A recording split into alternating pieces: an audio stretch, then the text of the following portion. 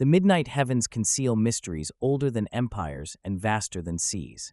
What if I revealed that the essence of ancient deities still courses through the veins of today's elite?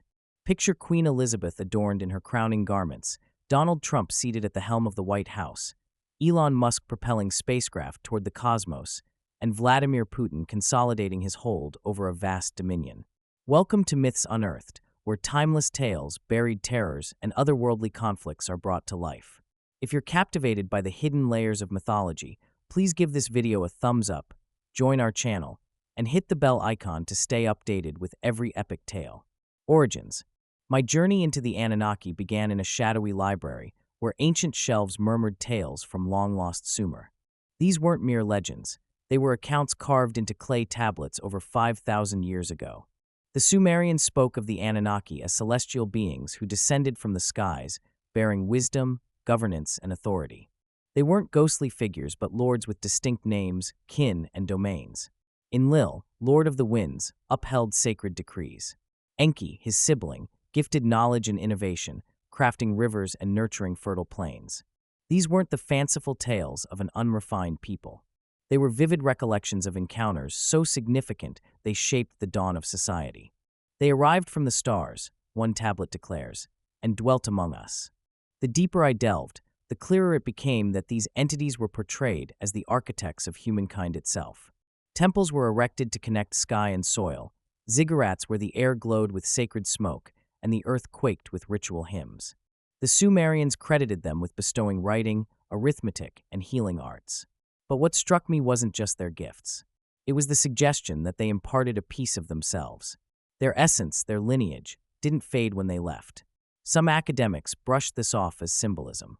Others, like Zecharia Sitchin, argued it was literal, proposing these beings reshaped humanity's very evolution. Sitchin's bold interpretation of the cuneiform scripts posited that the Anunnaki hailed from a far-off world called Nibiru, visiting Earth cyclically during their planet's vast orbit.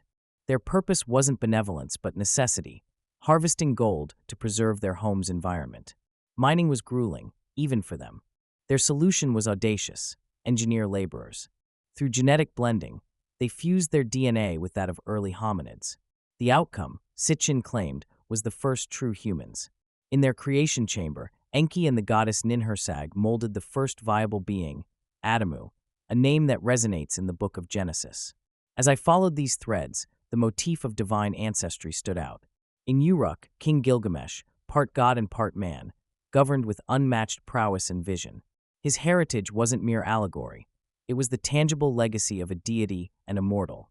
Sumerian rulers held titles like Heir of Anu or favored by Enlil. These weren't poetic flourishes, they were proofs of descent.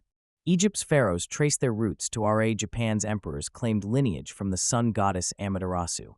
In Mesoamerica, kings linked themselves to starborn beings. Could it be that today's leaders, from monarchs to global influencers, are faint echoes of this ancient lineage? The idea grows more intriguing when you examine a modern enigma: the Rh-negative blood type. Found in a small segment of people, it's a genetic oddity. If humanity stemmed from a single origin, why would a mother's body reject her own child due to this mismatch? Among the Basques in the Pyrenees, Rh-negative prevalence spikes, paired with a language and culture distinct from all others. Some theorists propose this could be a trace of ancient non-human influence, a genetic remnant carefully preserved through ages of selective pairing. As I connected these clues, a startling idea surfaced. Throughout history, noble houses have zealously protected their bloodlines, often intermarrying within tight circles. This wasn't solely about wealth or alliances. It was about safeguarding something primordial, something unique. Looking at figures like Queen Elizabeth, whose ancestry weaves through centuries of royal lines, Donald Trump with his distinct heritage and ascent to influence, Elon Musk, driven to conquer the stars, and Vladimir Putin, whose calculated rule evokes ancient kings, I couldn't help but ponder if some ties run deeper than power. Those who command the skies, an old Sumerian saying goes, govern the earth through their heirs. If the Anunnaki once walked among us, their descendants might still stride across global stages, sign accords, and lead conflicts. They might stand at summits or greet crowds from grand balconies, familiar faces bearing legacies beyond our comprehension. Yet, the further I explored, the more I found myself peering into the murky divide between legend and truth. Could these bloodlines explain the uncanny sway some leaders hold over nations? Could they account for why certain names endure across history's chapters? Or is it merely a grand coincidence, spun by those seeking patterns in the chaos? The truth, as one ancient text cautions, is like a viper in the undergrowth, invisible until it strikes. The next chapter of this saga would lead me beyond Sumer's ruins, into realms where history, intrigue, and power intertwine in ways few dare to voice. Bloodlines, partial rewrite. The Anunnaki's legacy, if real, didn't vanish with the decay of ziggurats or the loss of clay records. Their influence flowed silently through lineages that spanned kingdoms and eras. In ancient Sumer, titles like Child of Anu or Anointed by Enlil were not mere honors, they were assertions of divine descent. As ages passed, these sacred lines adapted to new societies. In Egypt, pharaohs declared themselves heirs of Ra. In Japan, emperors linked their blood to the sun goddess Amaterasu. In Mesoamerica, rulers claimed origins from sky-born entities. Each culture cloaked the same truth in unique emblems, yet all upheld one principle. Authority stemmed not from the people, but from ancestry. This protection was deliberate, preserving something older than civilization itself, perhaps older than humanity as we understand it. The significance of these bloodlines is evident in royal customs across continents. Marriages were strategic, designed to keep the lineage untainted. In medieval Europe, kin wed to secure dynastic purity. In Asia, imperial courts followed similar codes, ensuring the throne remained untouched by ordinary blood. These traditions are often seen as political tools, but through the lens of ancient heritage, they carry a profound weight. The Rh-negative blood factor, a peculiarity in human genetics, appears unusually often among certain noble lines, especially in Europe. Among the secluded Basques, its frequency rises sharply, alongside a language and culture with no known kin. This blend of genetic and cultural isolation echoes the ancient practice of preserving divine essence. The records of ancient civilizations are filled with stories of beings that towered over ordinary humans, both in stature and in power. In the earliest Sumerian tablets, there are hints of hybrid offspring born from unions between the Anunnaki and human women. These children were not merely symbolic rulers. They were described as larger, stronger, and possessing abilities that set them apart from the rest of humanity. Across cultures, from Mesopotamia to Mesoamerica, echoes of these figures persist in myths and sacred texts. In the Hebrew Bible, these same beings appear under a different name, the Nephilim. Genesis describes them as the offspring of the sons of God and the daughters of men, a union that produced a race of giants whose might and violence were feared by all. These parallels between Sumerian accounts and biblical narratives suggest that the stories may have shared a common origin, pointing to events that left a lasting mark on human memory. The Nephilim were said to live before the time of the Great Flood, their existence a symbol of humanity's corruption in the eyes of God.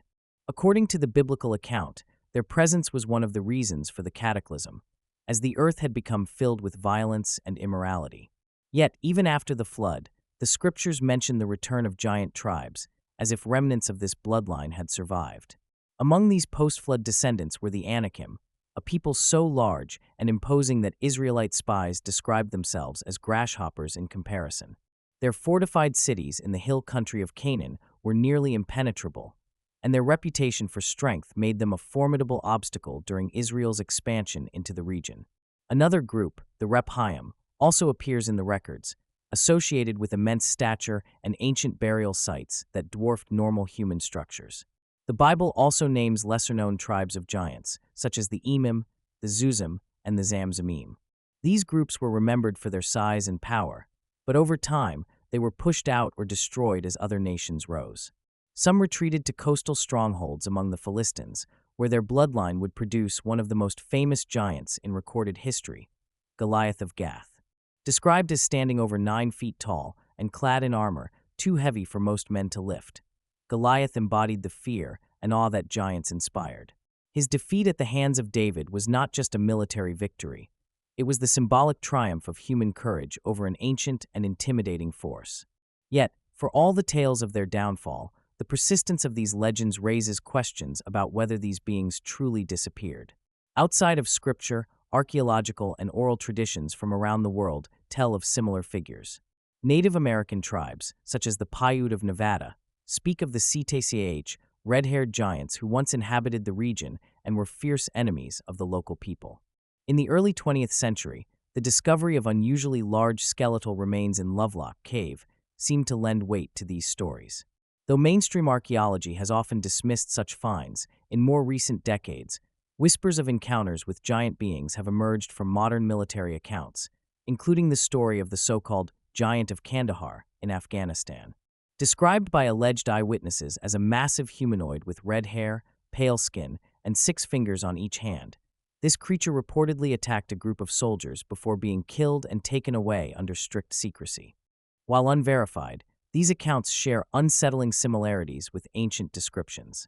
If the Anunnaki were indeed involved in human genetic history, these giants could have been the physical manifestation of that intervention, a hybrid race combining human resilience with the size and strength of their celestial forebears. The recurring theme of their eventual destruction might reflect an effort, whether divine or human, to erase this lineage from the earth. However, their sporadic reappearance in different times and places suggests that the bloodline may have been diminished, not extinguished. Traits such as unusual height, exceptional strength, or distinctive physical characteristics could be diluted remnants of what was once a dominant genetic inheritance. These legends also carry an undercurrent of fear. In every culture where giant beings are remembered, they are often portrayed as dangerous, violent, and ultimately incompatible with ordinary human society. Whether in the fortified cities of the Anakim, the warrior clans of the Rephaim, or the isolated refugees of red-haired tribes, they existed apart from the rest of humanity, their differences defining them as both extraordinary and threatening. This persistent portrayal aligns with the biblical narrative that viewed their existence as a corruption of the natural order. Yet, the survival of these stories suggests that they were not merely myth, but recollections of actual encounters that left a deep cultural scar. The role of these giants in the larger theory of Anunnaki influence cannot be ignored. If they were indeed the children of a crossbreeding between humans and beings from beyond the earth, they would represent the most direct evidence of that connection. Their bodies, should they be found and studied without interference, could hold the genetic key to understanding the truth of humanity's origins. But here lies the difficulty. Accounts of such discoveries often end in disappearance, destruction, or dismissal. Whether through deliberate suppression or simple loss to time, the tangible proof of these beings remains elusive, leaving only the stories to be passed down. In one ancient text, it is written, "The mighty men of old, men of renown, walked the earth when heaven's children mingled with the daughters of man." This line resonates across millennia, a reminder that the line between myth and history is often drawn by those who control the narrative. The possibility that giants once roamed the earth challenges not just our understanding of the past, but our place within it. If even a fraction of these stories hold truth, then the legacy of the Anunnaki is not confined to clay tablets and broken ziggurats. It is written in the bones of the earth, waiting for someone to read the story they still hold. Shadows. The question of whether the descendants of the Anunnaki still walk among us is not confined to the ruins of Sumer or the legends of giants. It stretches into the corridors of power in the modern world, where influence is wielded not only through political office, but through control of finance, technology, and information. Throughout history, certain families have maintained authority for centuries, their influence surviving revolutions, wars, and the collapse of empires. This continuity suggests a deeper foundation than mere political skill. It suggests a heritage protected with precision. From royal dynasties in Europe to influential political families in America, the thread of legacy weaves itself quietly through the fabric of global leadership, often hidden in plain sight. Those who inherit these positions are not chosen at random. They are groomed, connected, and strategically positioned, as if fulfilling a plan set long before their birth. The theory advanced by David Icke pushes this idea into far more controversial territory. According to his interpretation, the Anunnaki were not simply visitors from another planet, but a reptilian race capable of altering their appearance to blend seamlessly with humans. Over millennia, they allegedly engineered hybrid bloodlines, half human, half reptilian, placing them in positions of authority across civilizations. These hybrids, it claims, carried not only the genetic heritage of their ancestors, but also an instinctive drive to maintain control over humanity.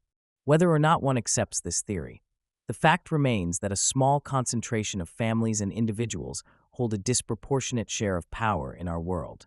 This is as true today as it was in the courts of ancient kings. The symbolism of blue blood takes on a new dimension when considered in this context. Historical records show that those in positions of influence often operate in tight circles, protecting their networks with secrecy and loyalty. This has been evident in royal courts, where allegiances were as valuable as armies, and in modern corporate and political elites, where backroom negotiations often decide the fate of nations. Even in our supposedly democratic era, leadership is frequently inherited, either through direct family succession or through deep interconnected alliances. Such continuity mirrors the ancient practice of preserving the ruling bloodline and raises the possibility that the same forces, or their descendants, still pull the strings behind the scenes. The apparent coincidence of leaders sharing ancestry across countries and centuries becomes less of a curiosity and more of a pattern when viewed through this lens. The biblical connection adds another layer of intrigue. Passages from Genesis and other books describe the sons of God taking human wives and producing a hybrid race, an act that led to divine disapproval and eventually the flood. If the Anunnaki were indeed the beings described in these texts, their mingling with humanity may have been far more intentional than accidental. The result would be a carefully shaped lineage with specific traits, strength, intelligence, charisma, that would allow them to dominate and influence societies. This might explain why certain leaders, even in the modern age, possess a presence that seems to command attention and obedience beyond the scope of normal political skill. Whether in diplomacy, war, or innovation, such individuals act with a confidence that feels inherited, not learned. Modern accounts continue to fuel these theories. Reports of unusual physical traits, unexplained phenomena, and even alleged sightings of shape-shifting behavior have circulated for decades, particularly involving public figures during live broadcasts or in unguarded moments. While skeptics dismiss these as optical illusions or conspiracy-driven exaggerations, the persistence of such claims keeps the question alive.